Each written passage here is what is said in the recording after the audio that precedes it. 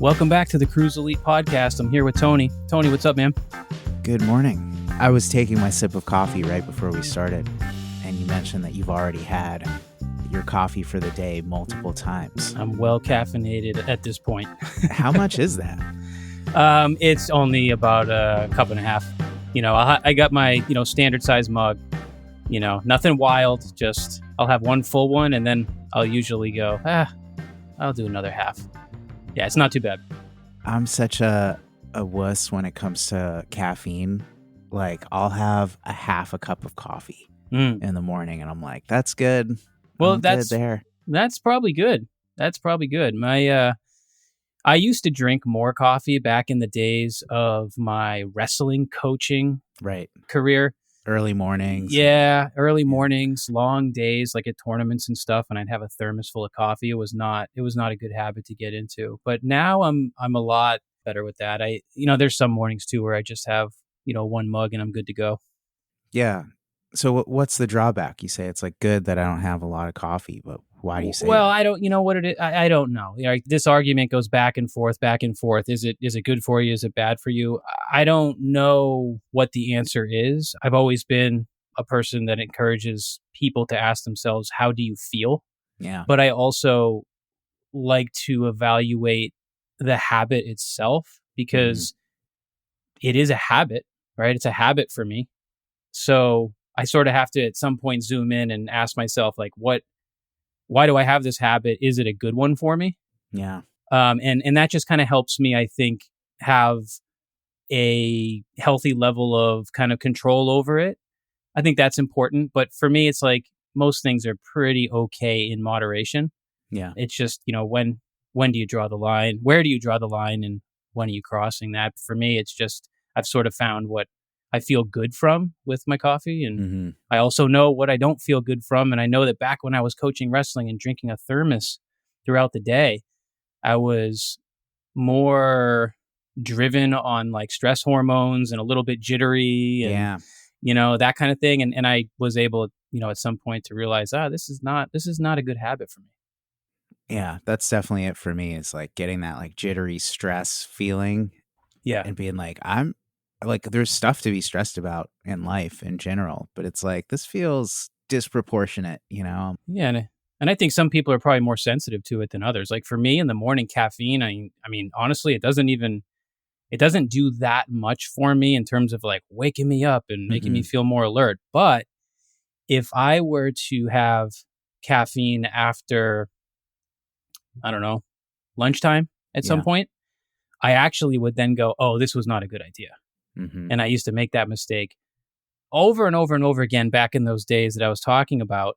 And then I would pay the price later because it would alter my, just my state of being as the day and evening kind of set in. And then, it will make it harder for me to kind of wind down and get ready for sleep.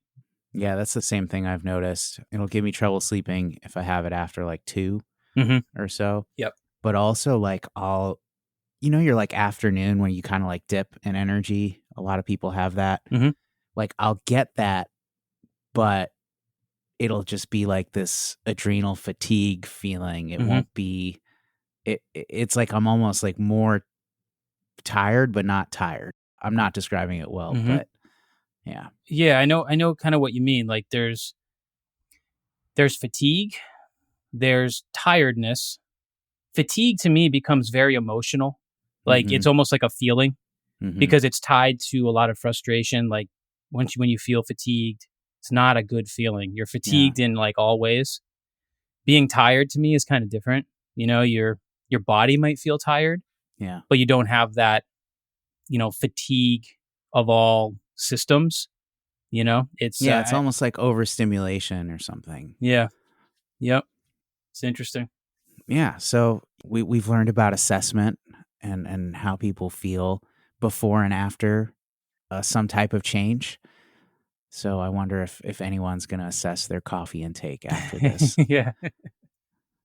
But yeah, a little bit of segue. I do wonder if, caffeine intake could contribute to someone's level of threat. And to open it up, I would love to talk about sources of threat that people might not take into account most of the time. Yeah. We talk a lot about it in very specific cases like acute injury or chronic pain. But, I wanted to open up the conversation and just think about what other things could be sneaking into our threat bucket that people might not be taking care of because they're not thinking about it. Right. This could be all sorts of things, but I'm wondering what comes to mind to you when we talk about unexpected sources of threat. Yeah, it's a great topic. It was a really good idea. I was actually just kind of going over some ideas with Alicia before we got in here and started recording. There's so many things that could go on this list. And I do think it is worth at some point in this episode going over some of the physical things that almost like history findings that people often don't realize could be a big culprit in terms of their overspilling threat bucket, if you will. So I do want to hit on some of those at some point. But I think a really good place to start would actually be a little bit of a story, personal story, my own story that will kind of also get tied into a story that I wanted to share about Alicia. Because when it comes to a person's threat that they're experiencing, a lot of threat can come from other areas of our lives, just life stresses in general.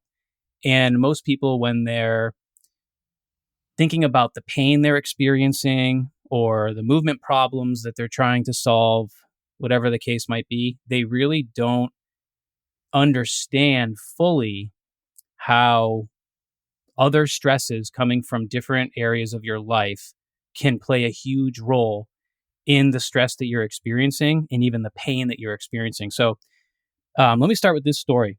So this was several years ago now. So right before our daughter was born, she's almost 4 years old, I started getting shoulder pain. It was left shoulder pain, which was really unusual for me. And it was during a time where Alicia, my wife, was just suffering with like insomnia. She was pregnant and she's just one of those people that had a lot of insomnia to go with it. And so when your wife has insomnia, that means you have insomnia too, right? That's just how it works. So I remember being in my friend's backyard, Tom, who we've talked about several times in previous episodes, good friend, mentor, and neighbor. And at the time, we were working out together a lot in his backyard. And I remember doing some kettlebell snatches in the backyard, and they felt a little bit wonky. They shouldn't have. And the next day, I had some left shoulder pain, and I was like, man, like, why would I get left shoulder pain from kettlebell snatching? I've been doing this for a long time. And, granted, this was during a time where I was starting to get sleep deprived. And so this shoulder pain started kind of going, it was in and out, right? It wasn't like totally chronic at this point. It would disappear for a little bit, come back. And this was just a pattern. Well, this time period kind of got woven in with COVID, right? So there was a lot of other life stresses starting to, build. And actually, at the time, this is pre-Cruise Elite online platform for the most part. What I mean by that is we still hadn't really solidified what we have right now. Like we were just kind of getting started. Everything was sort of thoughts that were in motion, but we didn't have a lot of clarity. So there was a lot of stress that went with that because we were trying to figure out like, how do we build the platform that we want? At this point, we hadn't really dialed in the Neuro Dojo course yet. Everything was just in motion and building. So it was very stressful from that standpoint. And at the same time, we were dealing with another huge stress that was partially financial. We had financial stress for sure, no matter what, because of where we were with our platform, and developing it.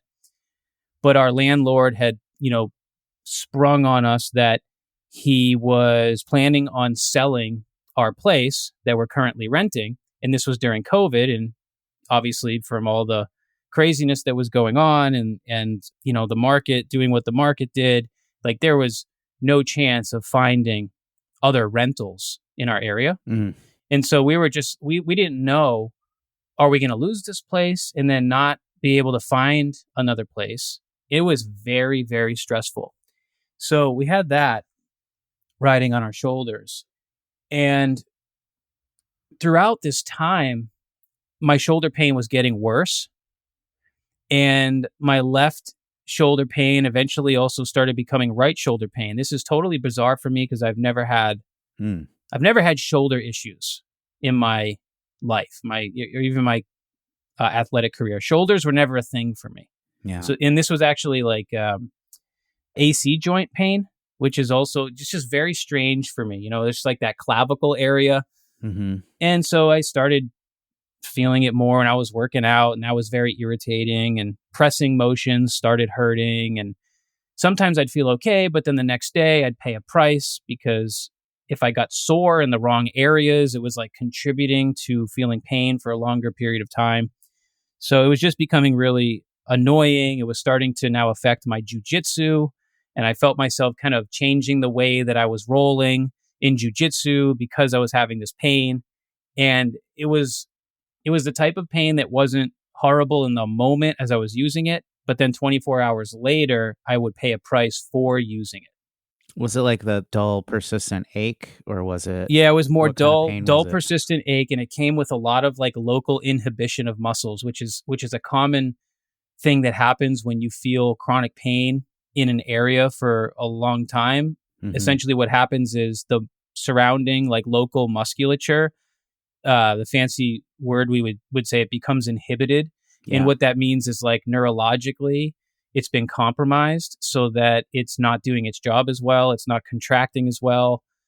Pain will actually cause those inhibition type behaviors of muscles. And that's what was happening to me. And because the AC joint is getting very close to the midline, like the spine, and honestly, I kind of consider the AC joint almost a midline joint, like it's really close. Any midline joint has a tremendous amount to do with your overall stability. So when you have midline joints that are compromised in some way, like anywhere along your spine, neck, mid-back, low back type of thing, even your jaw or your pelvis, those things really wreak havoc with people's movements because it makes stabilizing so difficult and transfer of energy becomes really altered. It's a mess, right? Yeah. It's different than having an ankle, right, that's bothering you, or a wrist that's bothering you. It's different in the sense that because so much energy transfers through the center of your body, it's a like higher priority if you want to think about it that way. So here I am now with bilateral shoulder pain, scratching my head, wondering why. And this went on for honestly several years. Like what would happen is, this was several years. So 2 years anyway. So what would happen is I would find neuro drills that would help, do some nerve glides, do some sensory work. At times I was able to do some cranial mobility, some opposing joint stuff, like all these neat tools that we can throw at these things. And I would get immediate relief and be like, oh, okay, well, maybe I'm on the right track. And then I would continue to do that stuff. And it's like helping for sure. It's managing things, but it's not sticking. This isn't going away. And so that tells you that. Yeah, check your fuel, right? Yeah, nice.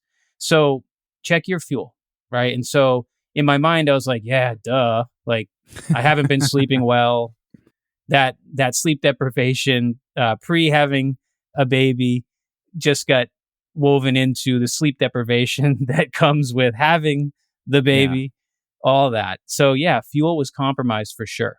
And that's what was in my mind, and those other stresses as well. And there's all these things just contributing to the collective level of threat in my threat bucket.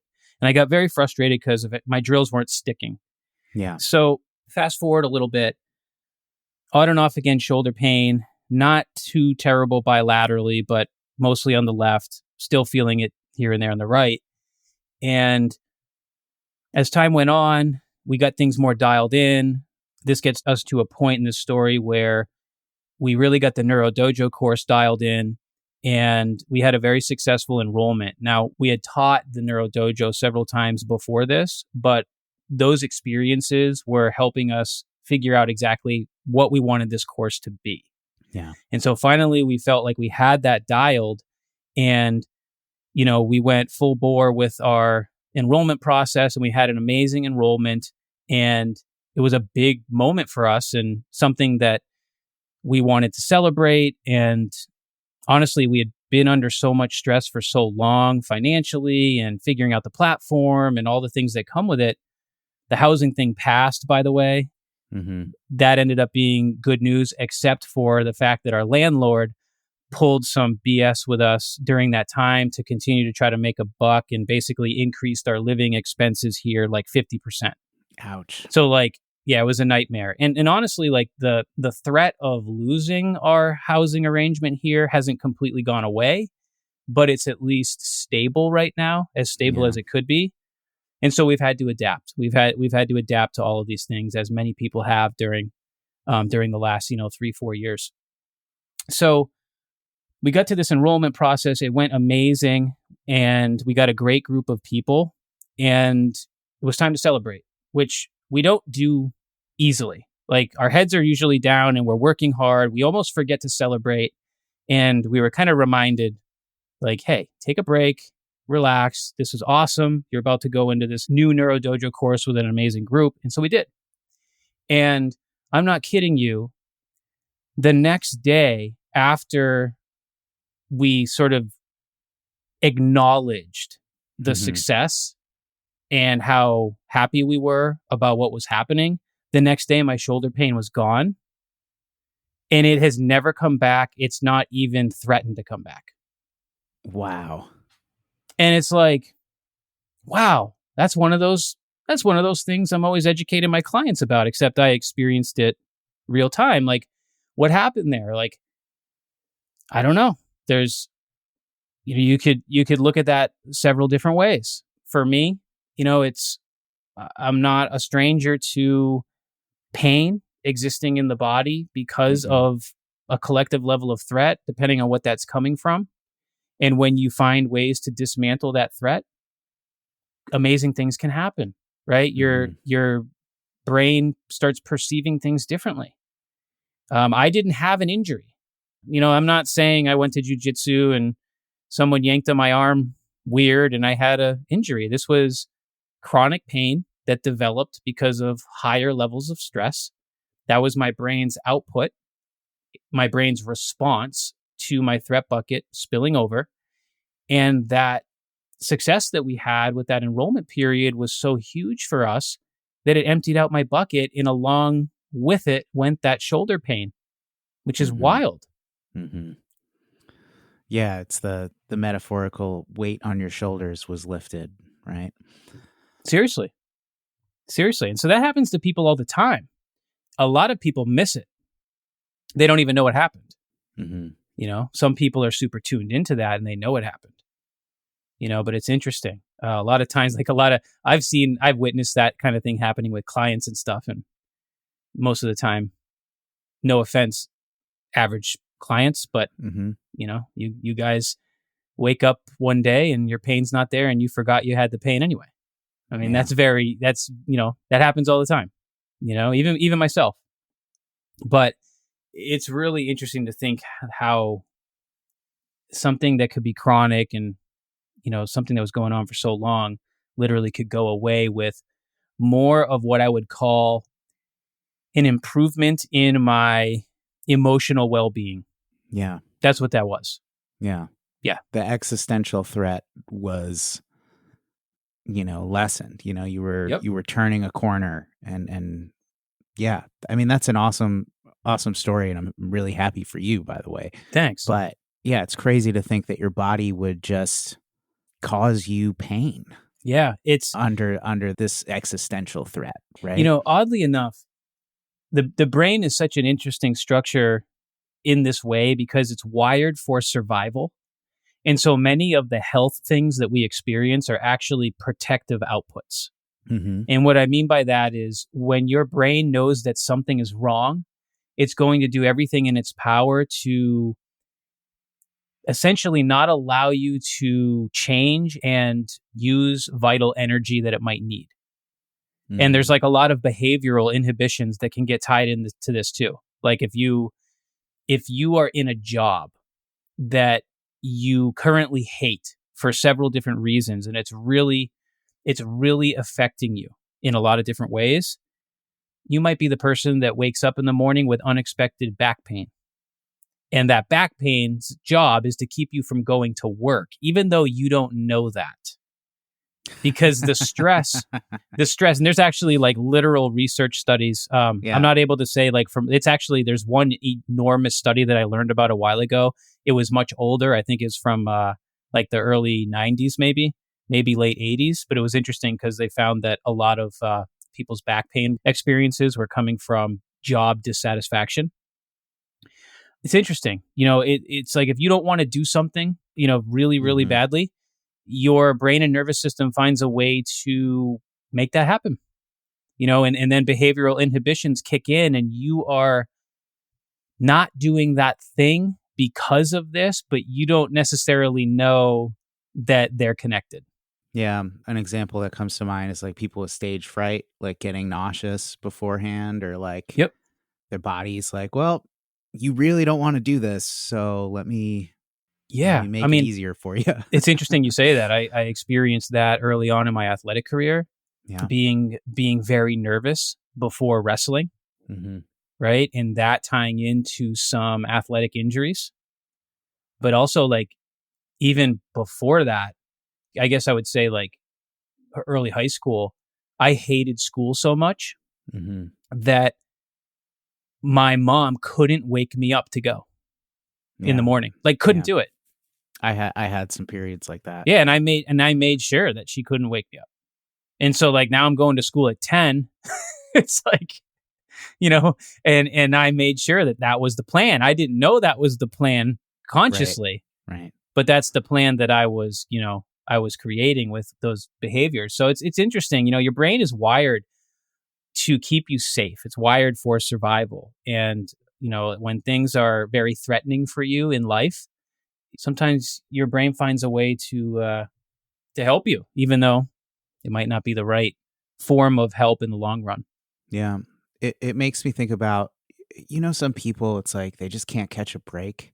And it's like they're doing a job that they hate because they have financial stress for whatever reason. And then they keep getting like, they keep having problems. They keep getting sick, or then they have an injury, or, I know people like this where it's just like, man, another thing just happened. Like, can like, it feels so unfair, Yeah. I know exactly what you mean. Yeah. And in light of this conversation, it's like, oh, like that might be related. Like their level of life stress might actually be causing these other issues that add to more life stress, unfortunately. Yeah. And it makes me think of getting stuck in like a fight or flight cycle. Yeah. Right. That increased sympathetic activity is essentially what fight or flight is. And if you get stuck in that cycle, it's really hard to get out of it. And actually that's really a part of the story I was just telling, right? Being in kind of a chronic fight or flight state, and having all these things contribute, sleep deprivation and, everything that I mentioned, the financial stress, the living situation stress, it causes you to go into this fight or flight mode, which is, its job is to help you achieve what you want to achieve, right? So it's an amazing system. The problem is if we stay in it too long, it gets harder and harder to get out of it, right? And our nervous system needs to be able to shift back to a little bit more balanced state. We can't just live in fight or flight. And I think that's what happens to a lot of people. And this actually is a great segue into the second part of this story, because a story that Alicia and I were talking about that kind of ties in with this, even the time period, is that, so listen, this is wild. So after my story, right, we're celebrating, we had a good enrollment for the Neuro Dojo. Part of our celebration was we decided to take a weekday off from work, and my wife and I and our daughter, we're going to go to the local beach at one of our favorite lakes. And we're just going to chill there. I think it might have been a Friday. Nice. And so we plan on doing that. We're going to stop at a local shop, grab lunch, bring it with us, go over there, just chill out. So that's what we did. And we're driving to this beach at one of our local lakes. And it's a crappy day. It's like, darn it. Like, this is the day we chose. Like, it's cloudy. It might sprinkle a little bit. Mm-hmm. But we're like, you know what? We took this day off. Let's just do it. We're going to go. Right. And several times during this car ride, we were like, should we just call this and go home? Because I want to work on my tan. I'm still, I'm still pale white as usual, at the end of the summer here. And, we were really looking forward to sitting under the sun, and we just weren't going to get that weather, but we decided to go anyways. So we roll up to the beach and we bust out our little wagon and put all of our stuff in it. And we're pulling everything over to the beach, and we get to the beach and there's basically nobody there. I mean, so it was kind of a benefit just because of the weather, but there was literally not a person there. So we're like, all right, well, we're going to do it anyway. We set up and we're just hanging out. So about, I don't know, halfway into our time being there, this other family shows up. And it was actually two grandmothers, and they each had a grandkid with them. One of them was a little older-ish. I'm guessing maybe he was like 8. And then the other one was much younger, if I remember correctly, like 2.5, maybe even younger, maybe 2. And so they set up maybe, I don't know, 50 yards from us, within earshot anyway. And it's just, we're the only ones there on the beach besides one employee that I can see like way down on the other end of the beach driving around in a cart, just kind of like picking up trash and stuff. So we're just doing our thing, and these two boys start going in the water. And the grandmothers are really focused on their conversation. And one of the boys has a flotation thing. He's got like a tube. The older one is kind of inside a tube, and he's floating around in relatively shallow water.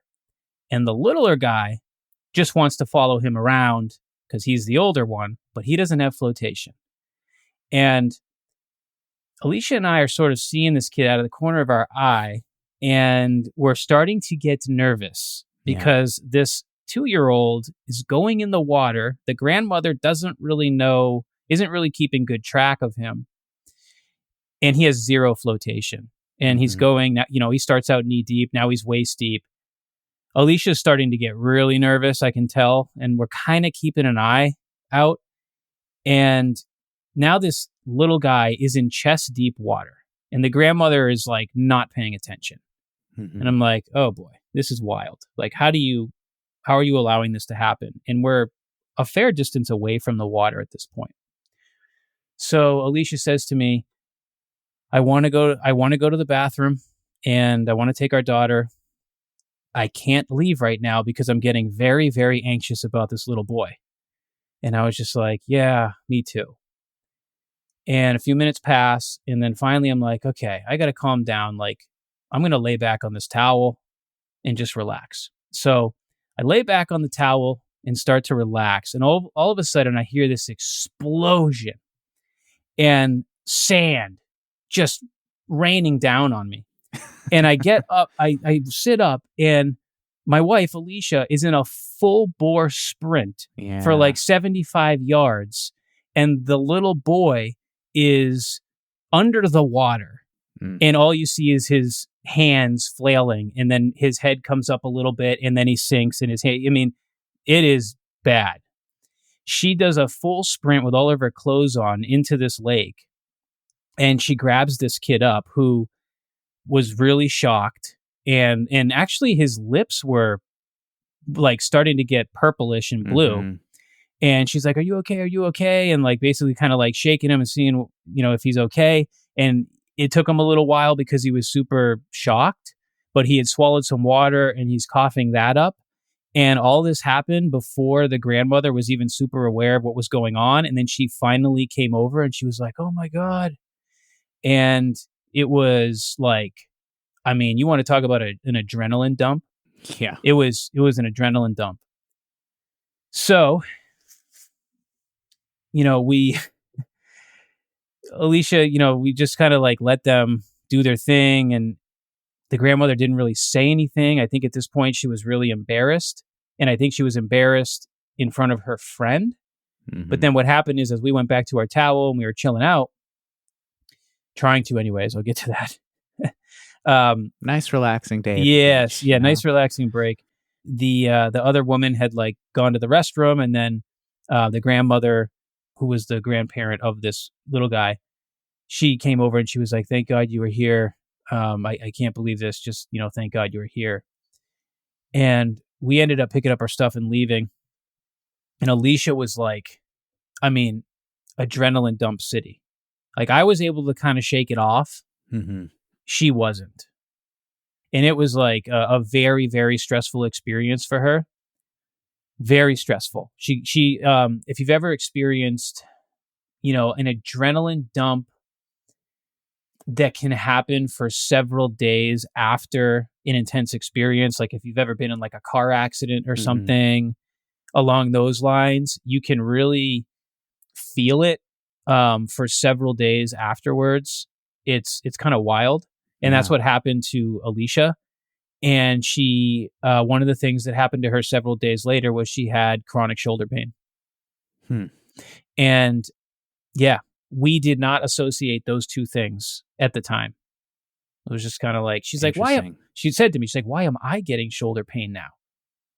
And it's like, well, I was like, "Where is it?" And she's like, "It's almost like my AC joint." And I'm like, "Oh, this is weird." Like you got by the clavicle. Yeah, you got my shoulder pain. And so we didn't really associate those things.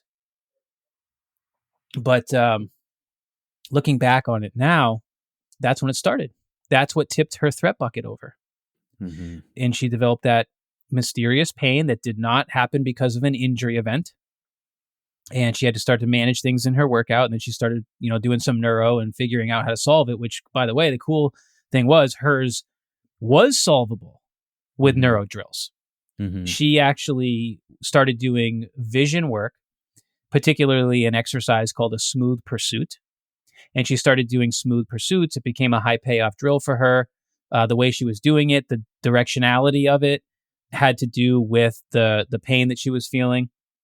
So it was pretty specific. And every time she did it, her shoulder felt better. So she started increasing the frequency of doing that vision training throughout the day, getting to the point where she was doing like 150 reps of smooth pursuits a day, because it was not only helping her shoulder, it was actually helping her in a lot of other ways too. She noticed she was getting like really good improvements in core strength from it. Interesting. Which was really very beneficial for her because, previously she had a C-section. And so she's been working on her core strength because you have a C-section and it's a very, very compromising surgery to have. And so you have to be working on the health of your core muscles after that. And she noticed that she was feeling a lot of postural change and core strength coming from doing this vision work, and it untwisted her because she was describing one of the things that happens to a lot of women after having a C-section is torsion, like pelvic torsions. There's a lot of different theories that go into this. Basically, as the scarring is healing and your body is laying down connective tissue and scar tissue, you have to be encouraging that to happen in the healthiest way possible. Right. And there's different lifestyle things that get kind of woven into the way that tissue is being put down, but also your biomechanics. Some people even say the side of the table that the surgeon is on and the directionality of the incision that they make can play a large role in how your body starts laying down scar tissue. Yeah. There's a lot of things that go into it.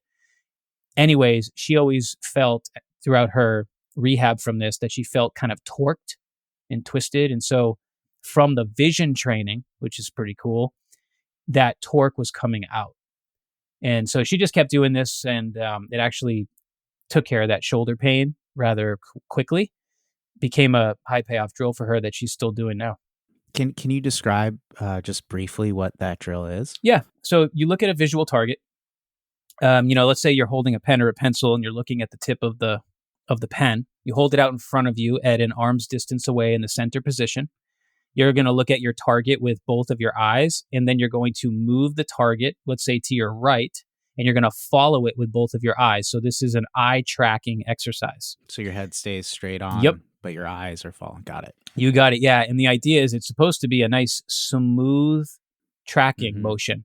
You don't want like any little ratchety motions in it. So when we're evaluating smooth pursuits on somebody, we're looking for, little ratchety movements because it's supposed to be nice and smooth.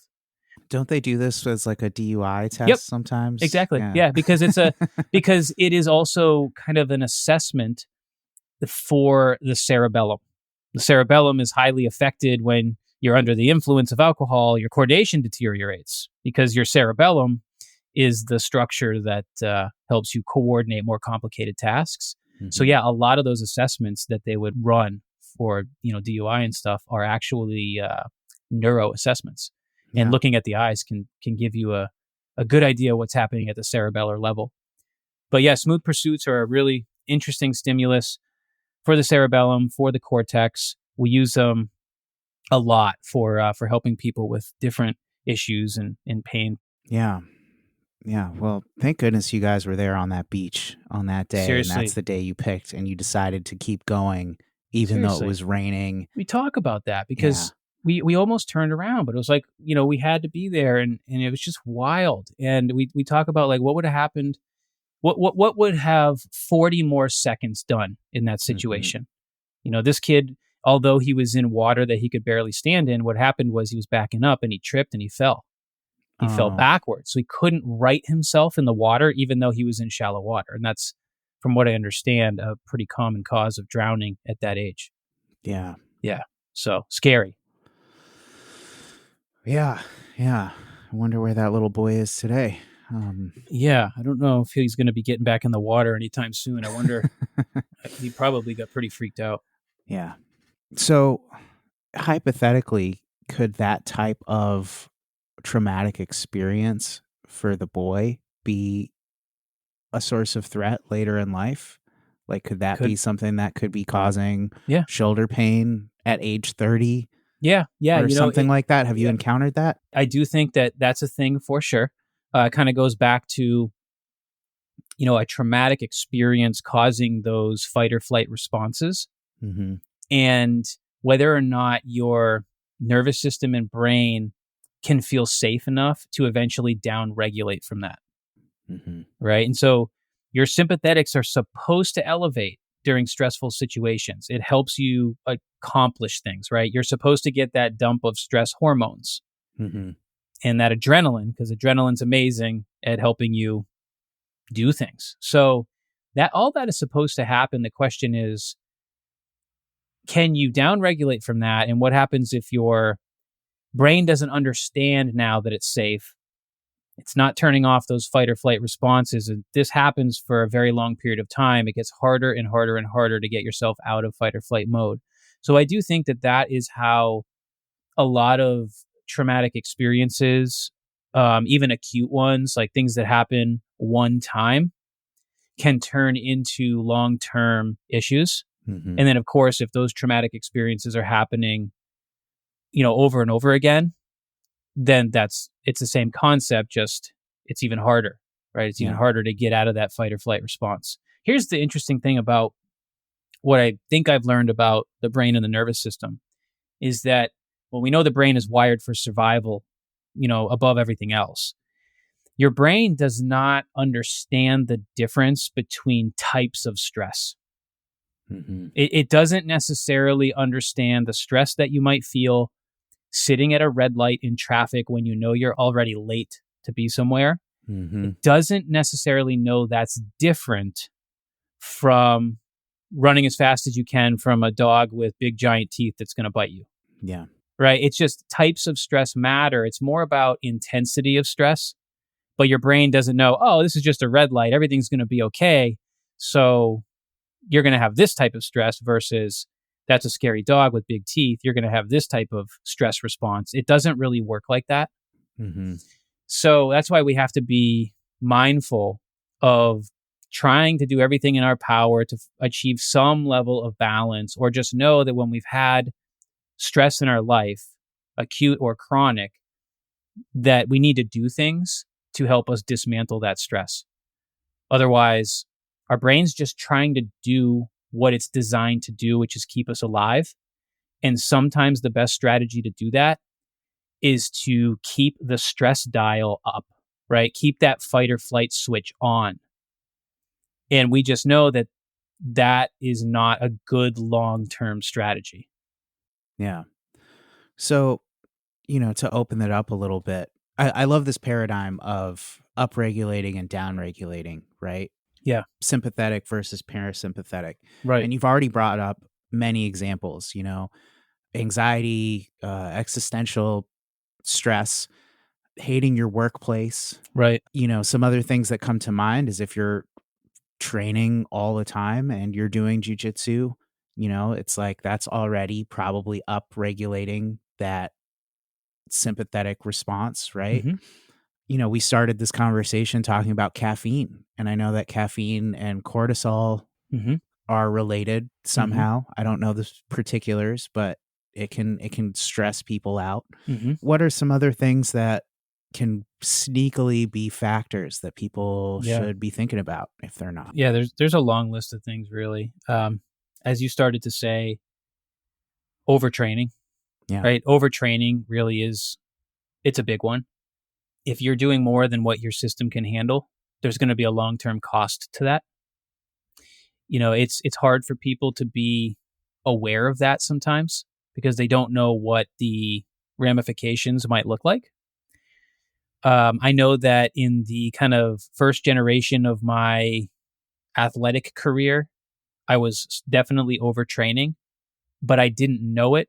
But I also had nobody to point out the signs to me. I was struggling a lot. This is back in like high school and early college. I was struggling a lot with like elbow pain. Mm-hmm. I had a kind of a long list of weird injuries. I've talked about them actually on other episodes before, ankle sprains and Mm-hmm. a lot of ligament injuries and stuff. Some of this stuff was coming just from purely overtraining. So I was filling up my threat bucket with training, even though I thought I was doing the right thing. And, at that point in my life, I was kind of brainwashed on the work hard thing Mm-hmm. because, in wrestling, you're sort of just taught how to ignore so many feelings in order to work as hard as you can and Mm-hmm. outwork the person in front of you. Mm-hmm. And that backfired for me in the long run. So with overtraining, sometimes people don't know the signs and that makes it very difficult. But really common things that I see with clients that I work with when they're overtraining, they sometimes can have sleep issues because of it. They can have a difficult time kind of managing their blood sugar throughout the day. There's a lot of mood swings involved with that. Their ability to tolerate even little bits of stress gets Mm-hmm. worse. And so you might experience that as, having kind of an overreaction to things that shouldn't necessarily cause that to happen, or at least before you were able to handle that level of stress, now you're overreacting to it. Mm-hmm. Those are all really common signs that something's not working for you if you're overtraining. So, athletes especially, and I'll say just through experience, endurance athletes are actually the hardest to work with because of these things, because they're constantly balancing this line of being very over adrenalized all the time, Mm-hmm. because that's what extreme duration cardiovascular exercise that's intense does to you. And so then it's kind of similar to what we were talking about with the fight or flight switch or the fight or flight dial being turned up, Mm-hmm. because endurance athletes have that dial turned up for so long all the time. For some of them, it becomes hard to turn that dial back down and get back to that parasympathetic state for resting, recovering, digesting. So your body is learning how to stay in that kind of oversympathetic state. Mm-hmm. And it's doing what it thinks it's supposed to do, right? It's your brain and your body are amazing at adapting to the stimulus that you provide it over and over and over again. So with endurance athletes, it's actually quite hard to get them to downregulate when their fight or flight switch is turned way up. Yeah, Yeah, it's just part of their training program. It is, yeah. And it honestly, it comes back to haunt them in a lot of ways later on if they're not aware of this. Some of them are, and they're able to counter those things as best they can. Some of them are not. In fact, a lot of people, like general population people, decide, oh, I'm going to go run a marathon. They go and run a marathon. And I'm not kidding you. Some of those people will not be recovered from that marathon in 8 years. Oh, wow. I'm not kidding. And some of them know it. They're like, oh, I did that and it destroyed me in so many ways. Others have no idea. They're like, oh, I'm going to do another one. But I'm being like, people who are not properly prepared for something like that, it is so intense. Think about it as one extremely intense repetition that drives an enormous amount of plasticity in the wrong direction. Right. And that's that's kind of what happens too when we talk about like a traumatic experience, right? Like for the little boy falling in the water and almost drowning. That is one repetition of something very, very intense that's going to possibly drive plastic change in that direction and maybe turn into, for lack of a better term, I don't know what I should call it, like almost like a phobia, right? Maybe this boy now has a fear of the water. And hopefully none of that happened, and I don't know what happened, but this is how I think about it. And kind of, it's almost like the same thing for the athlete. Yeah. Right? It's as it is for the person that had a traumatic experience. It's all stress. Our body and brain doesn't necessarily know the difference in what kind of stress it is. It only knows intensity and how your brain perceives how life-threatening the experience is. So this is a bit of a tangent to the larger conversation, but what do you have to say about like the endurance athlete that craves that state of training? It's very common, especially in a female population. Yeah. They're using the stress hormones as false energy, is my experience. So, and I've worked with a lot of female athletes that struggle with different levels of fuel issues. They are kind of addicted to overtraining, and usually it involves some level of cardiovascular or intense cardio work. There's usually some nutrition habit things that, are not ideal kind of, wrapped up in there too. And they will usually tell you that they no longer get their period, right? They haven't had their period for X amount of years. What these people are usually doing, and it can certainly happen to men as well, but what they're usually doing is using the cardiovascular response, the stress hormones that go with it, makes them feel good, right? And then there's a lot of air hunger that comes with cardiovascular work too. And the air hunger increases their CO2. So you get this big blast of CO2, which actually helps with circulation, driving circulation to your tissues and your brain. It feels good, right? If you ever, a lot of us feel really good after a good workout that involves some kind of intense training.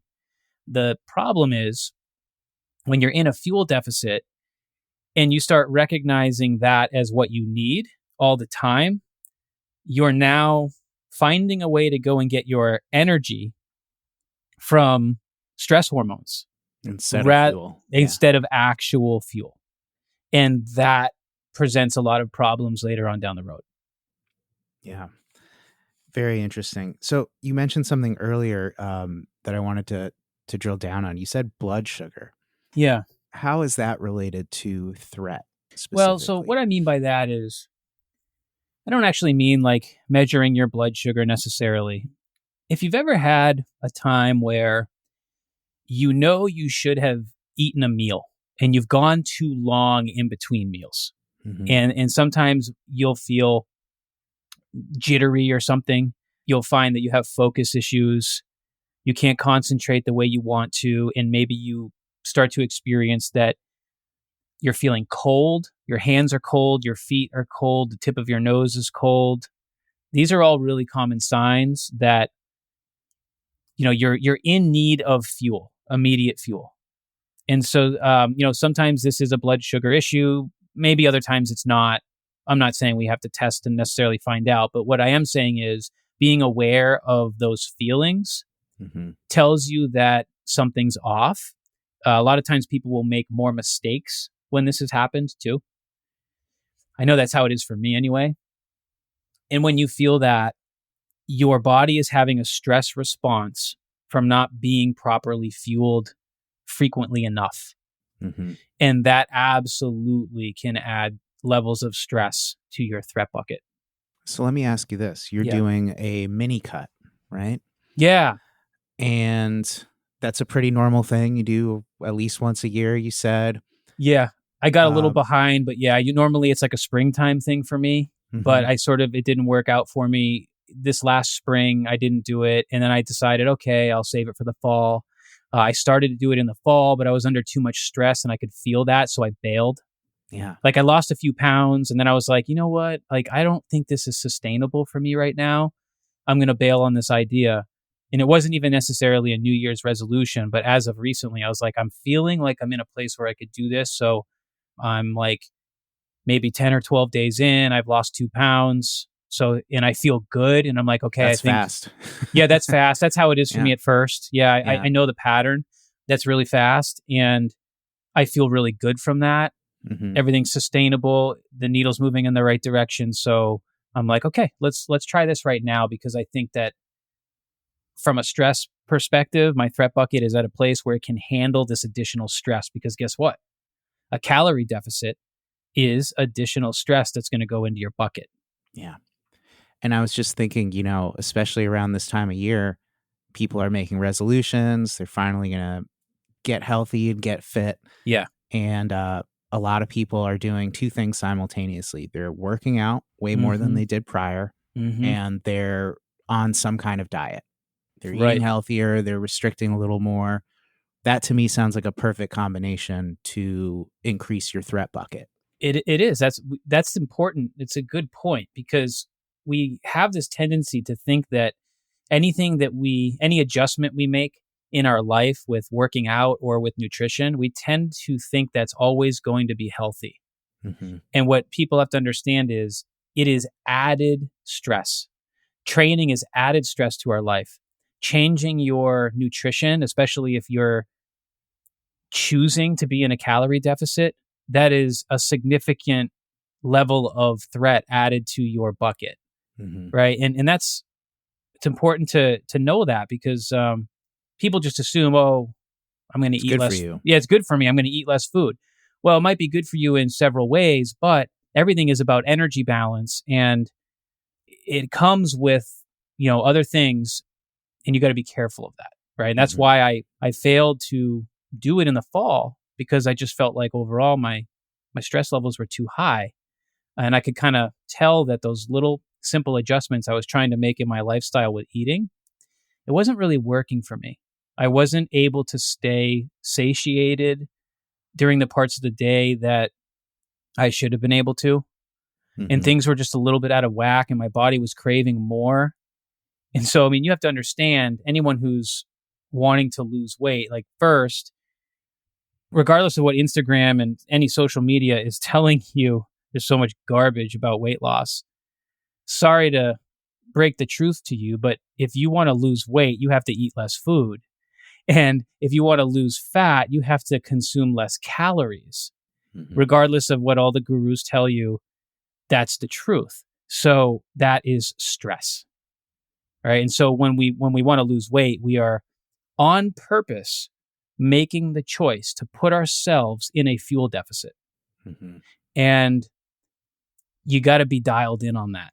You got to know what you're doing to do that. You got to make sure that you don't make the wrong decision of putting yourself in too much of a deficit. Yeah. So I'm more of an advocate of doing it really slowly. I am okay with that if it takes me 6 months to hit a certain goal, like whatever, as long as I feel good and I'm performing well, I'm happy. I usually do lose like the first 4 pounds really fast. And then, so like right now I'm like 100 and, I think I weighed in at like 185.4, and I'm coming down from 187.6 or something. And so I know that I'm gonna get to like 183 really easily. Mm-hmm. It's gonna be pretty fast. And then as soon as I hit like 182, it's going to get way harder. I'm probably going to have to zoom in a little bit more, make some adjustments. And then from there on, I'll go much slower. Yeah. Yeah. Interesting. Yeah. Interesting.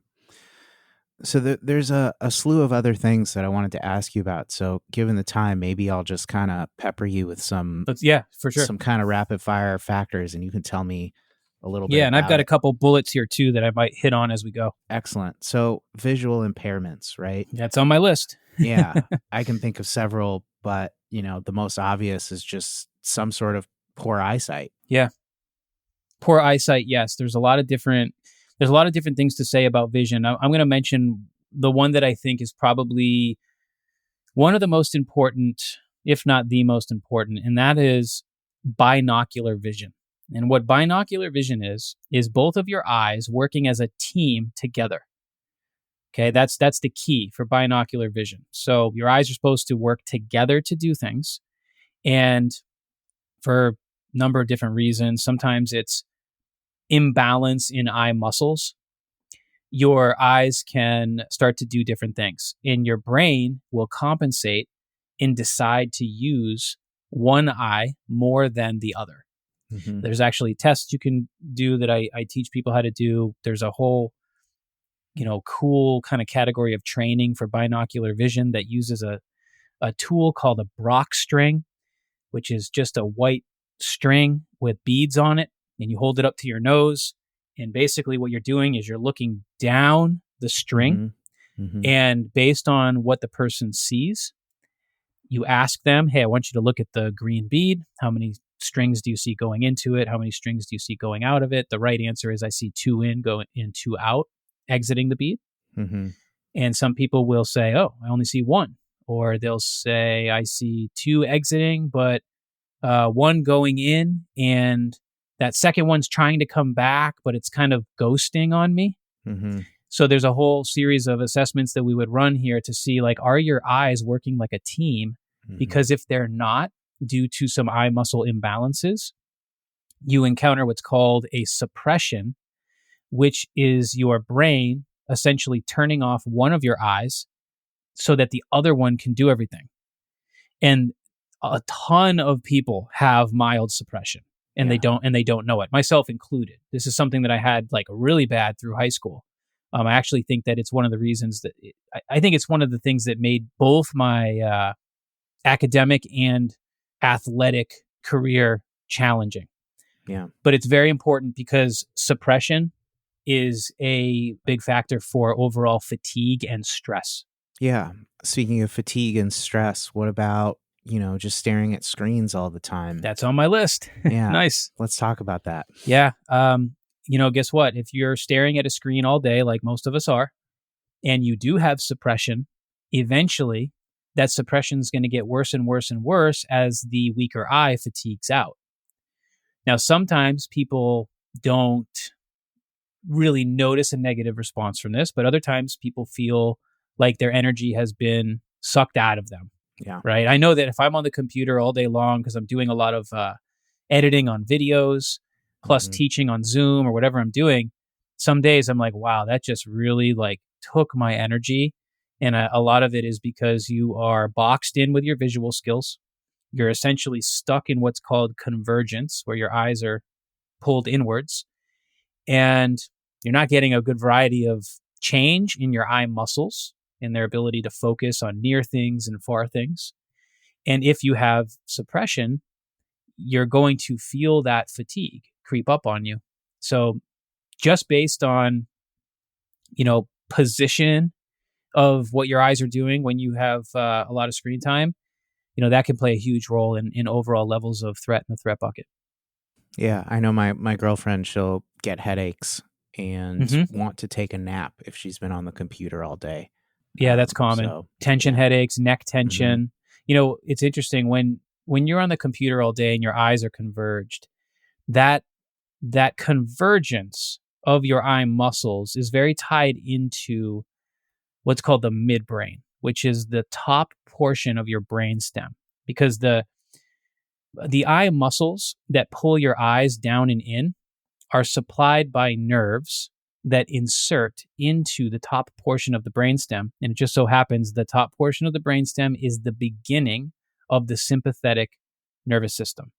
So that's that fight or flight area. This is the beginning of the sympathetic nervous system.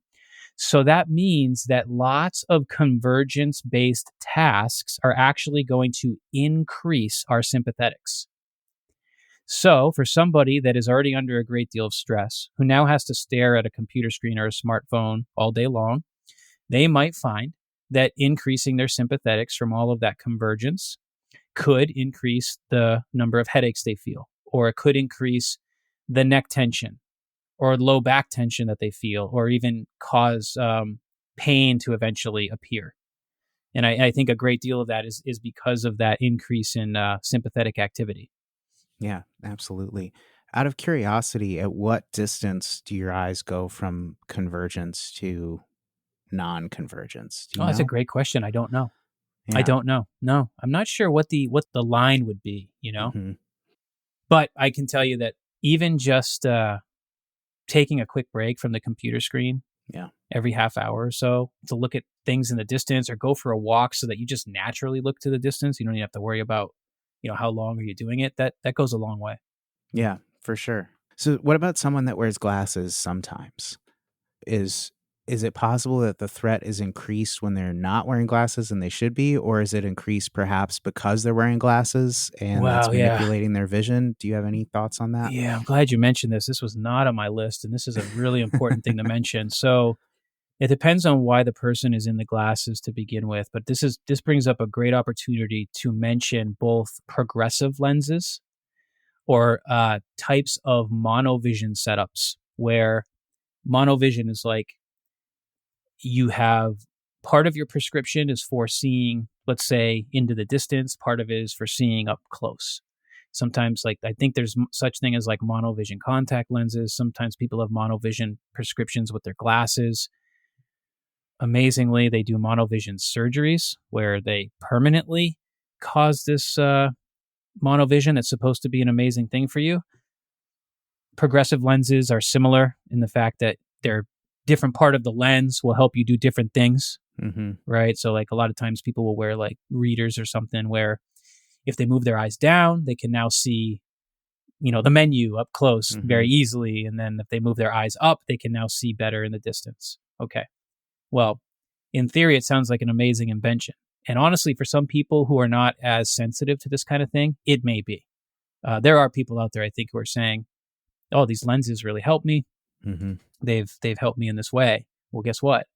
There's a huge number of people who are suffering from wearing these lenses, and they're causing people's threat bucket to spill over constantly and chronically, and could actually be the culprit of pain issues, balance issues, all sorts of things. I cannot tell you how many times at this point I've had conversations with people during history taking where I asked them to make a timeline of their symptoms that they've been experiencing.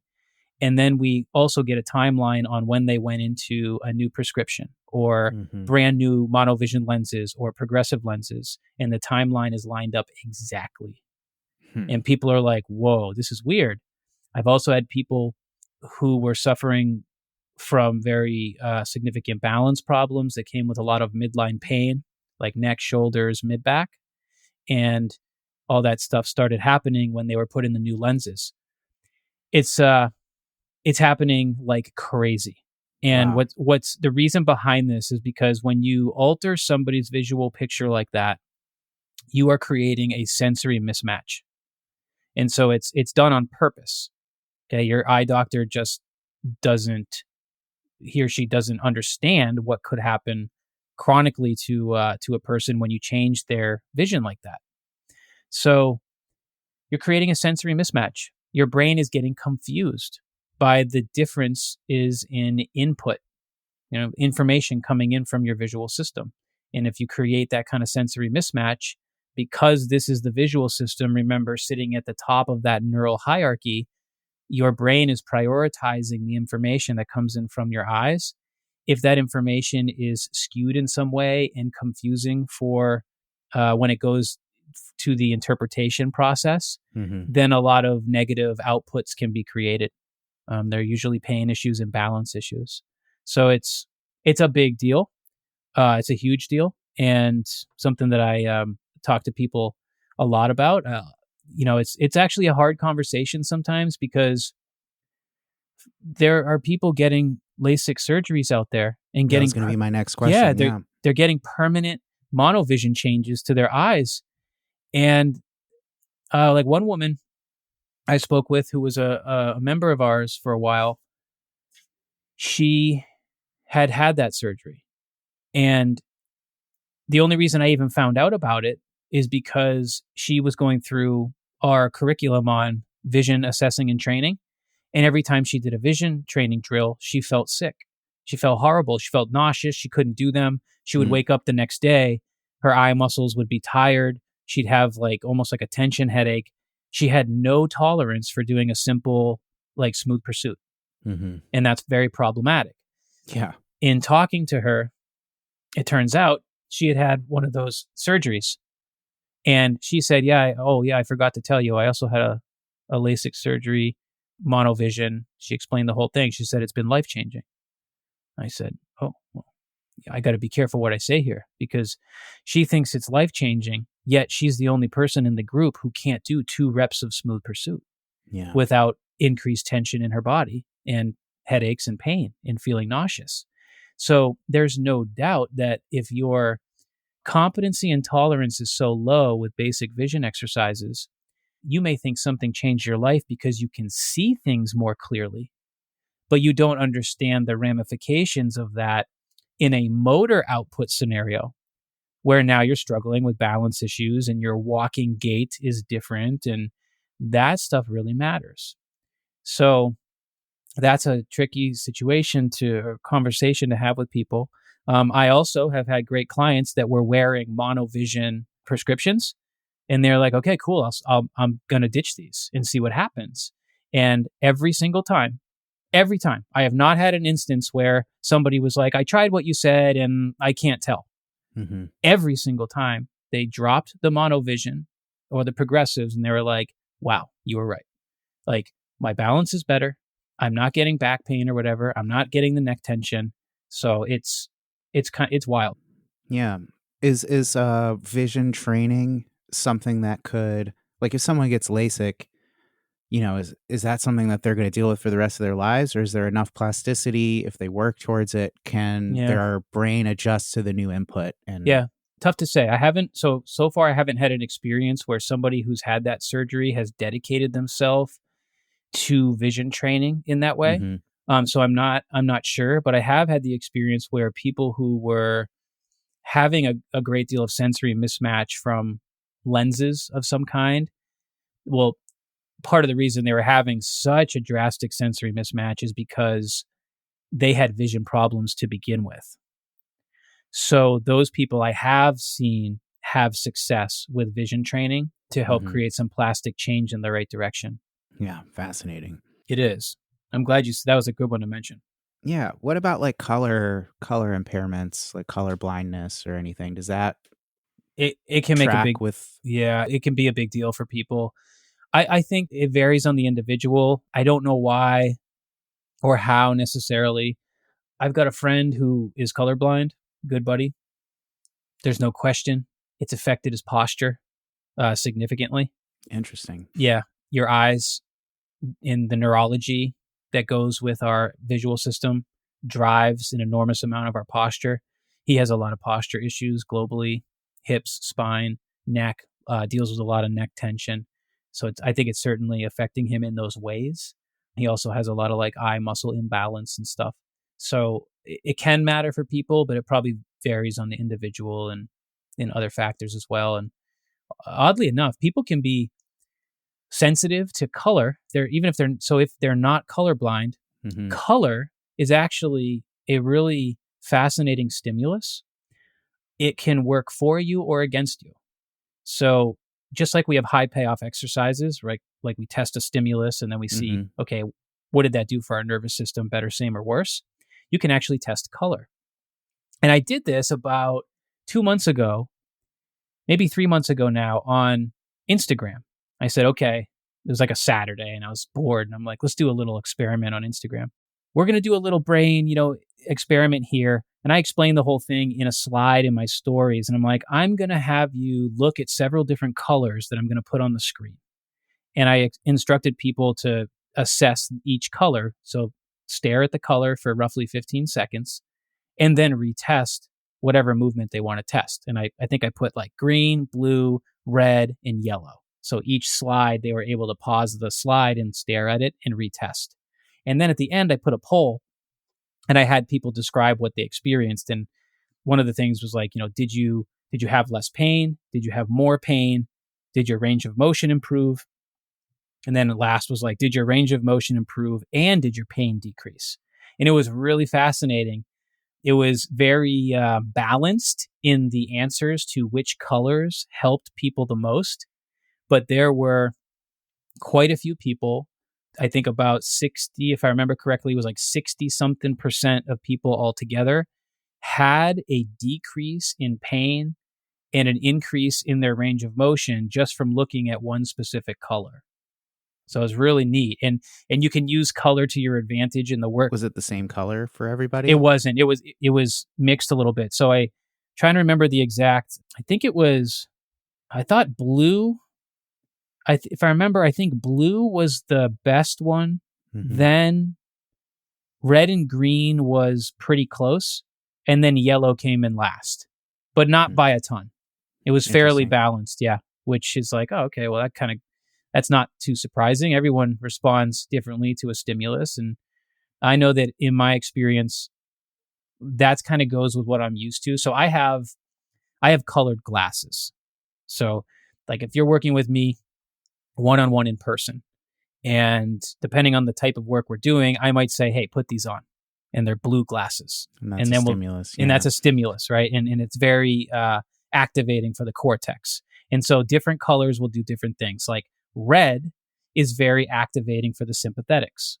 Mm-hmm. Blue is very activating for the cortex, but can also inhibit sympathetics a little bit. So there's like different things that the colors can do. And there's actually research on this, which is kind of neat.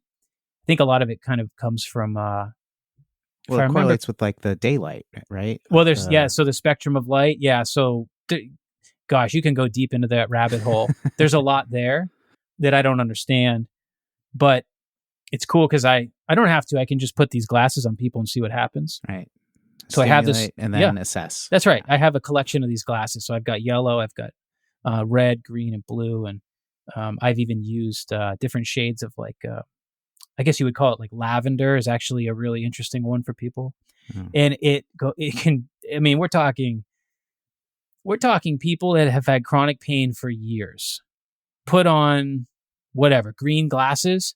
They walk around for 45 seconds and then they come back and they're like, I don't want to take these off. And it's like, okay, you test your pain. And they're like, I just did, it's gone. I mean, it's weird. Yeah. It's a really neat tool. So color matters. It can also go the other way. You can have threats to color. It's not super common, but I've seen it. Interesting. Okay. Just for the sake of time, moving on to a different category. Yeah. What about multitasking?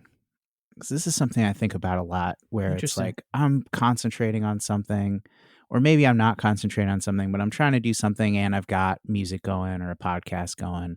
And then I get a phone call and I look to see who it is and I don't answer. And then I get a text message or an email notification pops up. And like, instead of being in a focused state, I'm now stressed because my mind keeps getting jerked in all these different directions. The doorbell rings and suddenly I lose my train of thought, Yeah. What do you think about that? That's interesting. Multitasking is a skill, right? Some of us are more skilled at it than others, like anything. I think that based on your level of competence with multitasking, it's going to vary for each person. And what it made me think of is when I'm teaching clients new movements, I can often tell very quickly when they have a difficult time multitasking. because when you're learning a new movement, a lot of times you're taking in visual input at the same time as sound input. You're trying to take instructions, right? Listen to instructions and sort of process that and then create the output in your own body. You make mistakes and you have to adjust those mistakes. There's a lot going on when you're trying to learn a new movement and you have a coach that's helping you do that. And I always can notice the people who have the hardest time multitasking because it's almost like they have to put down one thing in order to focus on another. So classical example is you're teaching someone how to do a movement. They start doing the movement. As soon as you begin to talk, even just briefly as a coach, they stop the movement and go back to a standing position. And I'm like, damn it, why'd you do that? Like, you were doing great. You're trying to give a cue. Yeah. And you were doing great. And we had to go through 7 steps to get you there. But just because I went to talk very briefly, you started over. Okay. And I see that. And so a lot of times what you're seeing is the person is having a difficult time processing auditory information at the same time as trying to do the right thing, with movement. And you can, I've seen it the other way too, where visual information can actually oversensitize a person while they're trying to learn. And so their eyes are searching all over the place, or there happens to be something going on in the background and it keeps stealing their attention. And then as soon as that thing steals their attention, the quality of their movement decreases. So this idea of multitasking with our sensory systems is a very important one. And if you want to move well through the world, you have to be a great multitasker. So you got to be able to process auditory information at the same time as visual information, at the same time as proprioceptive information. And that's something that you learn how to do. You learn how to do with practice. And if there's a problem with a sensory system, maybe, or for whatever reason, you're oversensitized to a certain stimulus. Like, for example, we've been talking a lot about fight or flight responses in the body. One of the common things that happens when someone is trapped in fight or flight is their visual sense or their auditory sense becomes overactive. So a lot of times those people are they're exercising or something. I just keep coming back to exercise because that's what I'm doing with people is I'm teaching them how to move. And you notice that they become irritated from auditory stimulus, whether that's background noise, it could be music. Sometimes when you're in a highly stressful state in life for an extended amount of time, you notice that sound becomes oversensitizing for you. Like for me, I would rather exercise with no noise. Whereas like in high school, I was like, turn up the music, let's get jacked up on this song and listen to it over and over and over again. Like that wouldn't bother me. But now because life is more stressful and I'm always trying to balance that, I would actually most of the time rather exercise in silence. But then sometimes, I'll put on a podcast or, it's kind of a little bit calmer. But the point is you can have, part of your sensory system that is it's not helping to multitask as well as it should. And problems with multitasking definitely increase threat. Definitely. Because as humans, you got to be able to do a lot of things at once. And when those threats exist, it's hard on the system. In our Neuro Dojo course, we teach this concept of stacking. So in order to make a stimulus stronger, which we have to do sometimes, we'll take one stimulus, add it to another one. Depending on the individual, sometimes we could have 3, 4, 5 stimulus going at the same time to try to create the strongest stimulus and make sure it gets to where we want it to go to the best of our ability. What you'll notice is with people who are not as healthy, okay, their brain is not as healthy, you will need more stacking in order to get the job done. And someone who is healthier, it can go both ways, but this is just generally speaking, they're able to do things and don't require as much stacking. Whereas another person needs they need help. They need that. We got to drive that stimulus to where it needs to go. We have to attach it to other things and make it more novel for the brain. So it's interesting. It's in neurology, when we're looking at this idea of multitasking, I believe that no matter what, as humans, we're always compensating. There's no such thing as not compensating. People say, oh, I need to fix my compensations with movement and stuff. You're never going to do that. We are here to compensate. We're professional compensators. And I think especially the work that I do with neuro stuff, a lot of the time what we're doing is we're creating sensory substitution where we might not be completely fixing an underperforming system, but we might be helping a neighboring system do its job better, which sort of balances out the underperforming system. I think that happens a lot and we don't necessarily know it, but it's okay because if they're achieving the goal and they're moving better with less pain, then that's good. That's all we need. Are there any other sneaky factors of threat that we just have to mention before we close up? I won't go wild on these. I'll just kind of list them. But one that people are always surprised about that really plays into a lot of other health issues and pain that you're experiencing is oral health, your teeth. Yeah, it's a big one. Lots of midline issues can be related to oral health. I've seen a lot of shoulder pain happening just from, I'm talking like not too serious, like cavities and stuff. How do you draw that correlation? Okay, so how do you figure that out? I'm pretty good at it now just through history. I can at least know if it's worth exploring further. But if I was in person with somebody, you can actually pressure check any area of the body and get a sense for how it might be involved in what they might be feeling. And what pressure checking is you literally test something. So let's say someone has shoulder pain. You say, okay, do this shoulder flexion, scale it. What's the pain, whatever, and then we look at it qualitatively. And then me as the coach, I would literally touch an area on their body. So I could literally go to one of their molars, and I don't have to be directly on it. I could literally just through their cheek tissue. Yeah. I could just create pressure along the gum where the tooth is, keep that pressure, and then have them recheck their shoulder. And if their shoulder range of motion improves drastically, their pain improves drastically, you can at least say, so the brain thought it was a good idea to change those things based on some additional proprioceptive input to that area. It doesn't tell you what the solution necessarily needs to be. Right. It doesn't necessarily say it's 100% that tooth, but it is a really fast way to get a sense for where you should begin your work in the body. And it just gives a lot of clues. So I do a lot of pressure checking when I work with people one-on-one, just like, okay, I touch here, retest, touch there, retest. Like, okay, so when I touched here, we got a good response. What can we do with our tool set to start working on that area and then see if in fact it correlates with the pain issue? When you said it at first, I was surprised. I was like, how can you connect oral health with this stuff? And then I'm like, oh, right, nerves are all right. You got it. Yeah. It's all right there. It's just like any other part of the body. It's neuroanatomy. It goes through your brain. You got it. That's why.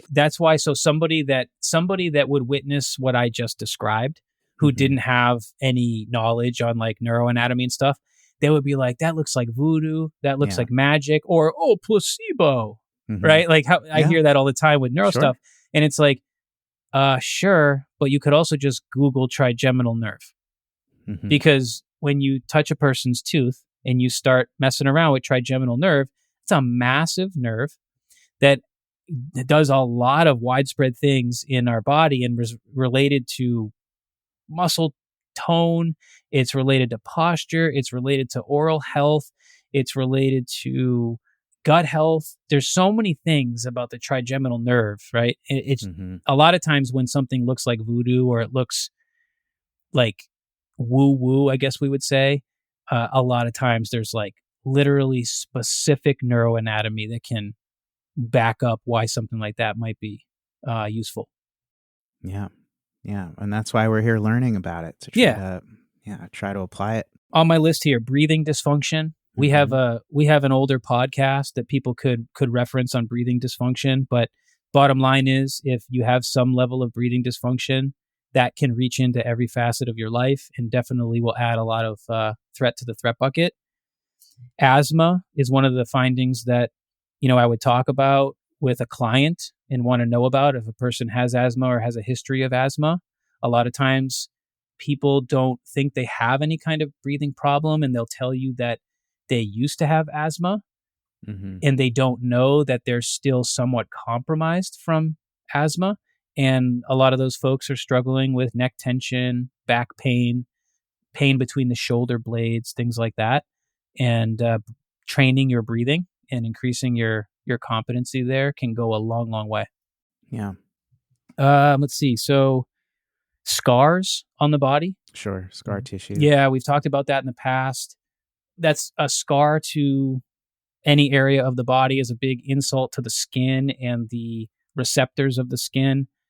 Depending on the severity of the scar and essentially how your brain is perceiving that scar based on lots of factors, scars can matter a lot or they can be kind of negligible. But the ones that matter usually matter a lot, and they can increase threat to not only movement, but just collective threat in the threat bucket.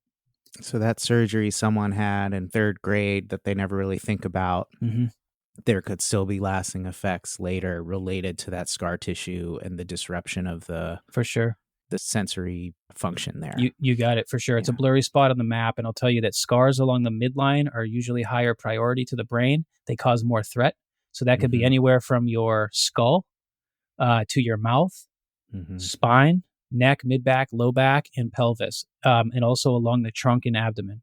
So scars along the midline are usually more threatening according to your brain and nervous system, and penetrating incisions are usually very threatening as well. So anytime they've penetrated through multiple layers of tissue with something that's like, I'm not necessarily talking about like a superficial incision with a blade, but more penetrating. I forget what the names of those procedures are called, but puncture maybe. Yeah, something like that. Whether it's an injury or a tool that a surgeon is using, sometimes those can cause more problems, especially when there's been torsion applied to the incision or to the injury, like tissue torsion as something has gone penetrated into the body. So again, scars, for some people, big deal. For other people, not as big of a deal. But again, that's based on how your brain is perceiving things. Let's see. So going back to diet, super low protein diets. Interesting. This is really important for people to hear. I cannot tell you how many people I have encountered who are eating a super low protein diet and they don't even know it. Whether that's a choice or not, a lot of times it's not for people. They just don't know they're not eating enough protein. And that can be tough. If you're making the choice to eat a super low protein diet, you want to rethink that. There's a lot of long-term consequences to that become very serious with metabolic disease. If you're like a vegan or something, all I'm going to say is you better know what you're doing. Because in today's culture, a lot of times people are making the decision to become a vegan because of a pre-existing health problem. Like every time I eat animal protein, my stomach hurts. And so then they make this lifestyle shift to becoming vegetarian or vegan, and they feel better. Well, they feel better because they removed the threat. But the actual health problem was that your body could not break down animal protein efficiently. So then you become, let's say, a vegetarian, and because you don't know what you're doing in terms of getting adequate protein, you might suffer down the road because there's a lot of consequences to that. So you have to be careful with those big shifts in your diet that you make because of pre-existing concerns. It's the equivalent of saying, because I hear this a lot, squats are bad for your knees. Right. Squats are not bad for your knees suck. So we have to train your knees to be able to squat because they were designed to be able to do that. The question is, when did you lose the ability to do that? Yeah. So if we remove squats from your life, you might say, my knees feel better. But all we did was remove the threat without giving you the foundation that you need to then inoculate yourself later on with squats. So you have to be careful with these big shifts that you make in your health because you might not know that there's consequences to them. And that certainly can lead to threat in the bucket. Okay, so 2 quick ones. Concussions. Yeah. Big deal. A lot of people don't know they've even had one. A lot of Mhm. times people don't consider it a concussion unless they were unconscious. I'm amazed when I ask people about concussions, how many people say, yeah, I've had a concussion, or I think I have, or I've had several. So, there's a lot of that can come from that, whether, I see a lot of vision problems, vestibular problems, intolerance issues that develop towards like exercise later on, like Interesting. long term. Yeah. Sensitivity to screen time, sensitivity to sound stimulus, visual stimulus. Lots of things can happen as a result of having a concussion. Even breathing issues and Mhm. hormonal issues as well. And the last one here on my list would be like blue light exposure after dark. Interesting. Yeah, it can be. I think everybody has their tolerance to this, and it's different for different people. But I do think that if you are a night owl and you are in the, it's like kind of how I grew up. Your home is lit like an airport at, 11 at night or something. That can affect you. So Mhm. again, light is a rabbit hole. I think it's a very important one. But, just from a general standpoint, I think everybody could benefit from decreasing the amount of blue light exposure that they get after dark. I actually have blue light blocking glasses that I use at nighttime. Mhm. So like when I'm just like kicking around, on the couch or something, I'm going to be using my phone. I usually throw on some stuff on YouTube. If it's later, I'll put those glasses on and I absolutely can tell a difference. It's easier for me to fall asleep at night. I'm able to fall asleep faster Mhm. and I get better rest. And on the nights that I forget to put those on, or I was not at home and I had a lot of light exposure late night, I can definitely tell that it affects me. Yeah, I have some of those blue light blockers, Cool. and for a while I was really religiously using them, and I really liked them, and I just kind of fell out of the habit of that. So I might Same here. add that back to my routine and see if I'm getting better sleep. Because I added mine back a couple of months ago because there was a gap there for me. Mhm. And as soon as I did, I was like, yeah, I definitely notice. Mine are red-ish, orangey red. Mhm. They're annoying to wear. Like it's hard to you can't see other like colors of the spectrum, Mhm. right? So you would just wear them for like screen time and stuff, or if you Mhm. had bright lights on. You can't like put them on and go out for a drive at night Yeah, because like you couldn't see a green light. sounds It's like a yours are a little more intense than mine. yeah. Yeah. Mine are supposed to be pretty legit. I don't know the full science behind it, but I do notice that they're quite helpful. Yeah.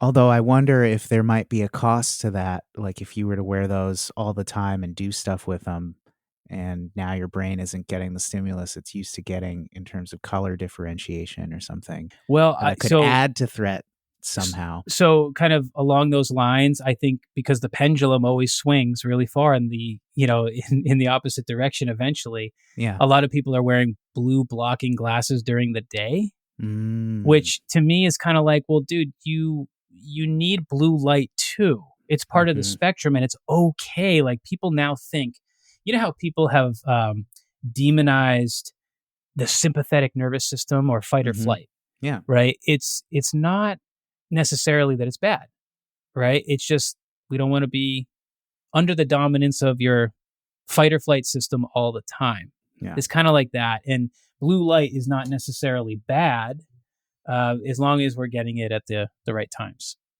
Yeah. Was there one more, or No, that's it, man. That's the list. so this is an amazing list, and I do think that everybody should be kind of doing a mental checklist and just thinking about, hey, is this potentially a factor for me? Yeah, And think about it, because the more I learn about this stuff, the more I suspect that your threat hygiene, that tidying your threat hygiene, I'm just going to make up a term I right like now, it. can just really help you tackle the day and deal with your pain or your issues, or help you get closer to that. Because there's so many layers. It's like an onion, right? It's like you just named 50 things that probably most people experience to some degree, right? Right. So cleaning that up, I think, could be super helpful. And I think the clues that I'm getting from this, and I'd love you to add to this or correct me, are like, if you're getting irritable about something, certain stimulus, like noise or light or a food or something, pay attention to that. If you're getting fatigued after something every time, like a screen time or a specific type of workout or something, pay attention to that. Yeah. And then go back over this list that we've gone through and, see if there's anything there that you could work on. Yeah, that's great. I think it's a good message. And I think the thing that I want to end on here is that obviously the list is long, and it's easy to make the list even longer, but I think what people need to understand is that there's also within that list, we could categorize it as there's majors and there's minors. And you have to be really careful as you're learning about things that you can use to improve your lifestyle of your health, because it's so easy to go down a road of trying to mess around with minors when in fact you've got these bigger rocks, as we call them, that if we can deal with those first, they'll take you further.